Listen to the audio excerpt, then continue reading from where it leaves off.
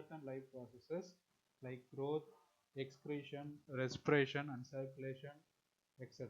Like reproduction also comes into this. So what happens here?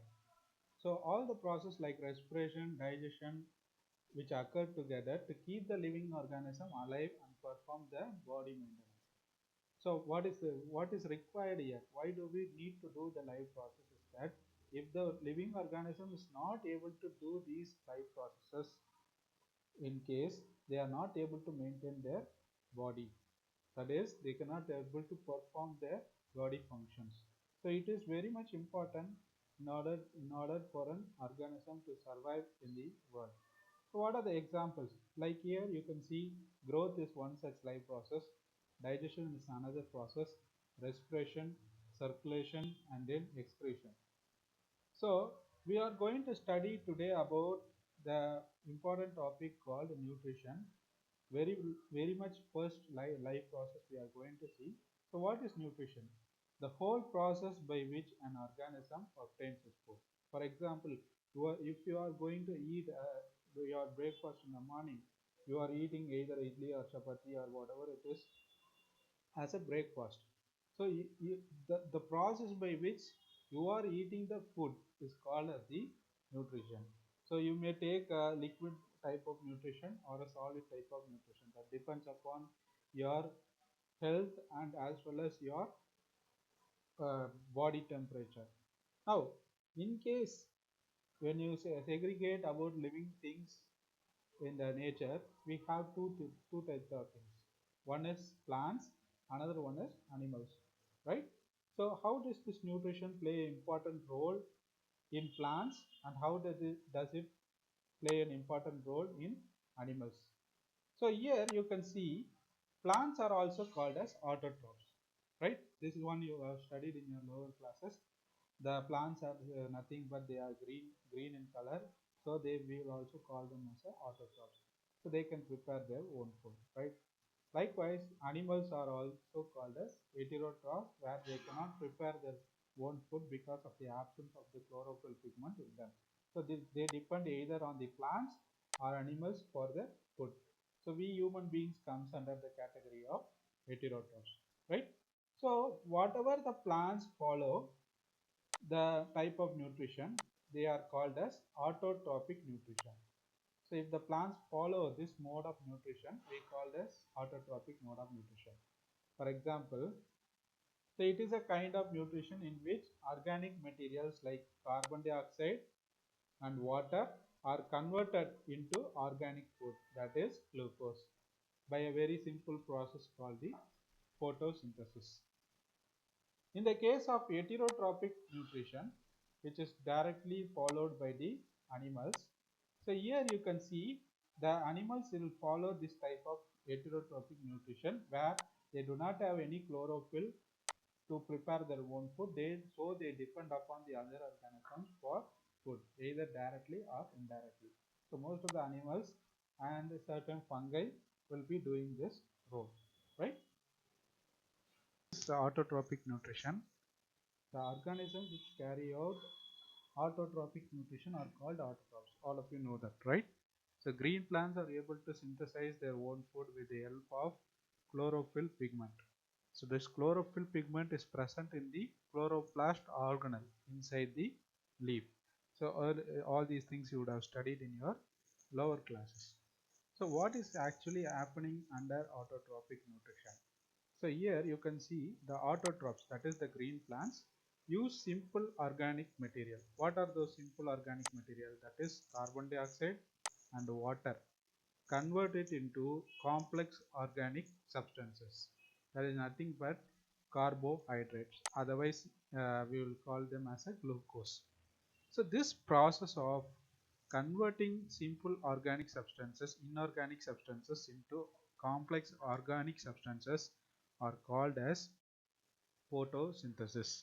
So this takes place in the presence of chlorophyll as well as very important raw material, that is sunlight. So without these two, the process will not be complete, right? So you have that equation. It's a very important equation. They may be asking 2 marks. So carbon dioxide plus water will giving you the carbohydrate, that is C6H12O6, in the presence of sunlight and chlorophyll, right? Now it also releases a very important byproduct, that is the oxygen. So this is called as the byproduct, and this is called as the main product. That is, glucose is the main product and the byproduct is the oxygen. So this oxygen now enters into the respiration pathway and facilitates for the process that will be taking place in the animals, right? So that one will come later. Now, the raw materials which is required for the photosynthesis are four things. First is sunlight, then chlorophyll, then carbon dioxide and water. So the sunlight is absorbed by the chlorophyll pigment, so it should be double L. This chlorophyll pigment which is present in the chloroplast of the leaf, right? Then CO2 is enters to the stomata. After the preparation of photosynthesis process, after the ending of photosynthesis process, the oxygen is released outside as a byproduct from the same through the same stomata, right? Then water is absorbed along with other dissolved minerals like nitrogen, phosphorus by the roots of the soil. So what is the exact site for photosynthesis? This is also an important question they will be asking in the board examinations. So site for photosynthesis is chloroplast. So this chloroplast contains the chlorophyll pigment which helps to capture the sunlight, and that will be facilitating, right? So this is what happens. So the main events of photosynthesis are absorption of light energy by the chlorophyll, conversion of light energy into chemical energy, and splitting of water into hydrogen and oxygen. Then the third step we will call it as a dark reaction, where reduction of CO2 to carbohydrates. That is, CO2 is reduced to carbohydrates. That is, it gains some hydrogen and it will be converted into a carbohydrate, that is glucose. So what is stomata? Stomata is a tiny pores which is present on the surface of leaf, which is responsible for the exchange of materials. What is that exchange of materials? That is the exchange of oxygen and exchange of carbon dioxide. And also the plants will be able to store large amount of water. So sometimes this large amount of water cannot be stored, so they will be losing them as a water vapor. So this process is also called as transpiration process. Transpiration process. This also takes place through the stomata. So the stomata helps to release out the water, excess amount of water outside the leaf. So we'll look at one simple diagram. So here you can see that how the plant leaf is getting, the process of photosynthesis, right? Doing the process of photosynthesis. Here you can look at it. The water is absorbed by the roots, and then carbon dioxide is captured by the stomata and it enters into the leaf. Then sunlight is captured by the chlorophyll pigment, and the whole process starts. The photosynthesis process is started. As a result, the immediate food is prepared, that is glucose is prepared, right?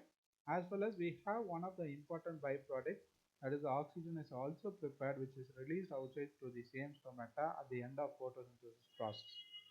Now here, if you notice carefully, the excess amount of food, that is glucose, is always stored in the plants as a starch. So this is used up by the plants during unfavorable conditions. So when there is a lack of light energy, or when there is any raw materials lacking is there, they will be using this starch material in order to perform the biological process.